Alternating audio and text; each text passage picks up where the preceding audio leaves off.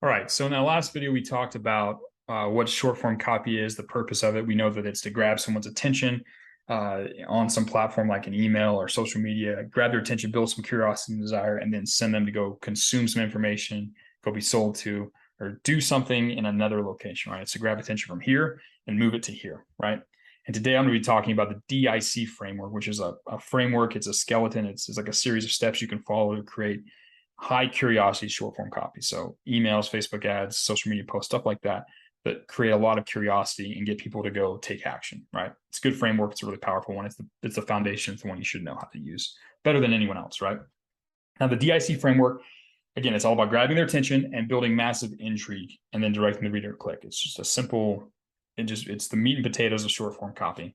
Now, there are three main sections. The first one is disrupt, the second one is intrigue, and the last one is click. These are the three steps you take the reader through: disrupt, intrigue, click, DIC. Let's break down the first one, disrupt.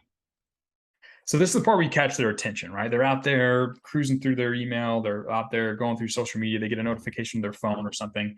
You need to catch their attention with the first little part of it, right? If your copy format has images, so if you're writing for like a social media post or like a paid ad or something like that, then you're going to want to use a disruptive attention grabbing image as part of the disrupt section. That's like the first thing they're going to see and pay attention to. You got to make sure that that thing makes them stop and pay attention, right? Like they're looking out of the savannah and something new and different happens, right? Because that's how we pay attention. Like, oh no, is that a antelope or a tiger?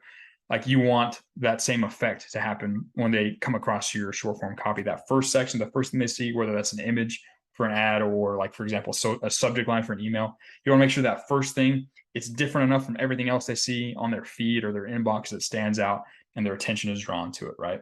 So you want a disruptive attention grabbing image as part of the disrupt. If you're using something that has images, and again, if you're writing an email, and the subject line is part of the disrupt section, that's the first thing they see. You got to catch their attention. You got to think pattern interrupt. Like you got to break. They're in kind of a pattern. They're in kind of a rhythm. You want something that, all of a sudden changes and breaks the pattern and shocks them a little bit, right? The disrupt section also is sort of those first few lines of the actual copy itself. So when you open the email, it's the first couple lines. That's also part of the disrupt section. When you start reading the text inside of a Facebook ad, like that primary text, or the text inside of a social media post, the first couple lines, you're gonna have to re-disrupt them and re-grab their attention again and continue to talk to them. Those first few lines are included, right? By the time the reader gets to the end of that disrupt section, they should be paying attention, right? They should be focused on your thing. They should be ignoring everything else, and they should be interested in reading and learning more, right? And then you move into the intrigue section. So once you get to the intrigue section, chances are that like in that disrupt section, you instill a little bit of curiosity and intrigue. There's already a little bit of intrigue and curiosity in the back of their mind. The intrigue sections where you start to amplify and stack on that intrigue and curiosity so that the reader can't help but take action, right? You're going to add multiple fascination points. You're going to add multiple not statements. You're going to create unanswered questions, all that kind of stuff. You're going to pull out all of your tools of curiosity and intrigue to bear and stack them around this idea that you're teasing inside of your DIC email or short form copy, so that the reader should be yours. By the time they get to the end, they should have that low grade anxiety, that little splinter in their brain, making them want to find the answer, right? And you take that anxiety and then you direct that into the click. You take that curiosity and direct it towards the click. You just direct them to take action, right? You say, hey, if you want to know the answer, click this link to discover blah, blah, blah, right? The simplest click section is just a single line with a CTA, right? A call to action. That's what CTA stands for. It's call to action. So whenever you have copy, like say you have an email, the link at the bottom, that's the call to action. You're telling the reader, say, hey, take this action, right? If it's a Facebook ad, there's that button to learn more. That's the call to action.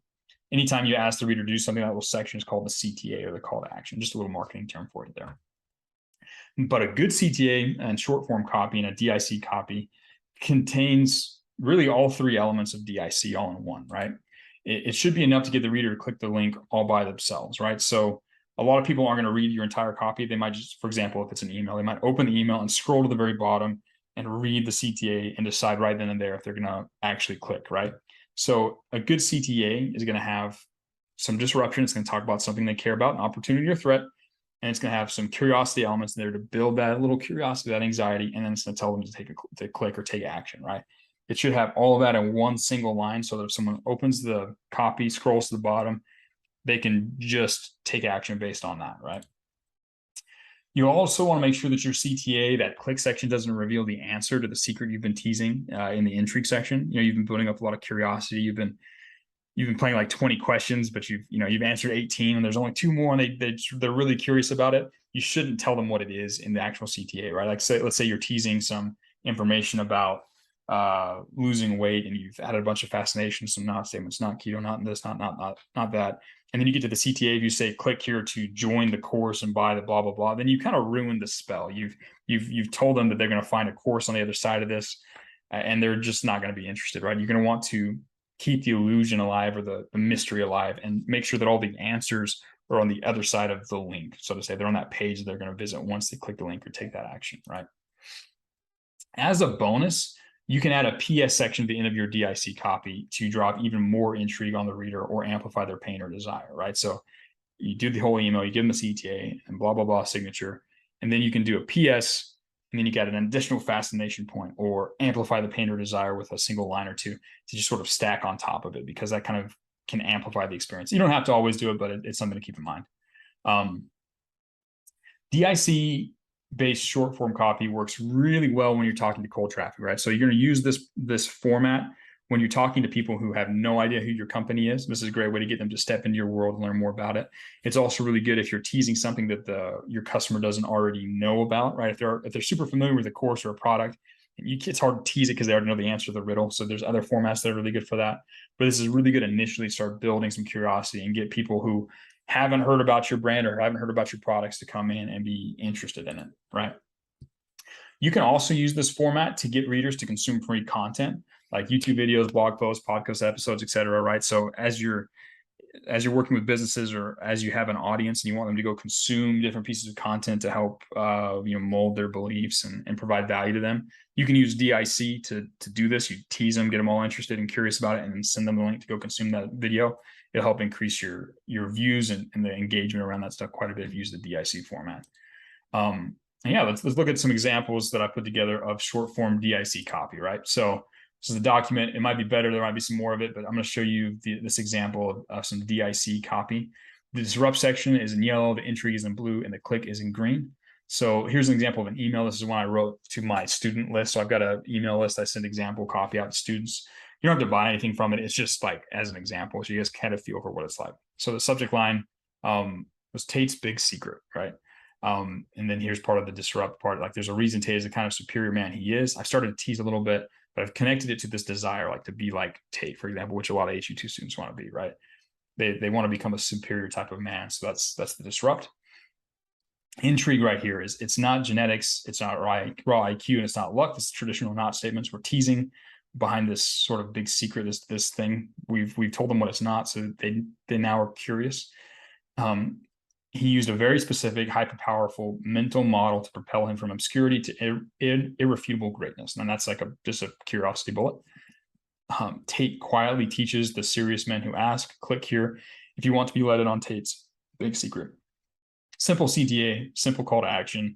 This is not a very long email. This is a very short email. DIC doesn't have to be long. I recommend that most short form copy stays under 150 words. But here's just a simple example of an email that drove an insane amount of engagement when I sent out to the students, right?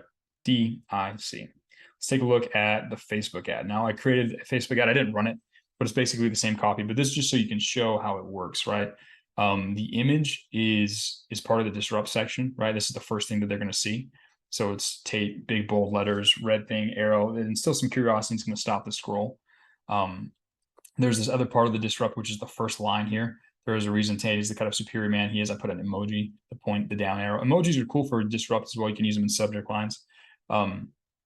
This is part of it. There's a little bit with the headline, but this will stop the scroll, right? The primary text is really where the intrigue happens.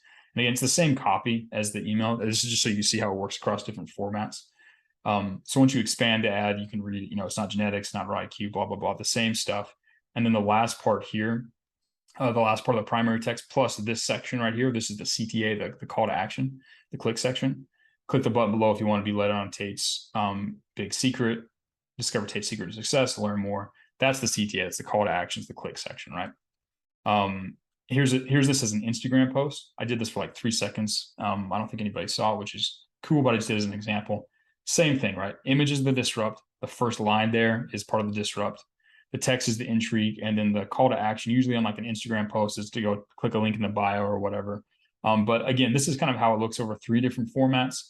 You can kind of take this information and extrapolate across any other format you're in. If you're in a tweet, you can kind of know how to do it now. You know what's going to be the disrupt, what's going to be the intrigue, and where the click's going to happen. It doesn't really matter what platform. A video, even you can use the same format: disrupt, intrigue, click, just with the words that you're saying. You can take this framework and apply it to all sorts of media, as long as you understand what the part is we're going to grab their attention, where you stack curiosity, and then how you direct someone to take action. These are some examples you can look at, though, to see how it looks, how it feels, for the DIC format. Again, this is a powerful one. You'll use this for a lot of the writing that you do. So just keep that in mind. Use these examples as you're learning how to write DIC emails and DIC short form copy, because it's a powerful format. You'll use it a lot as a copywriter.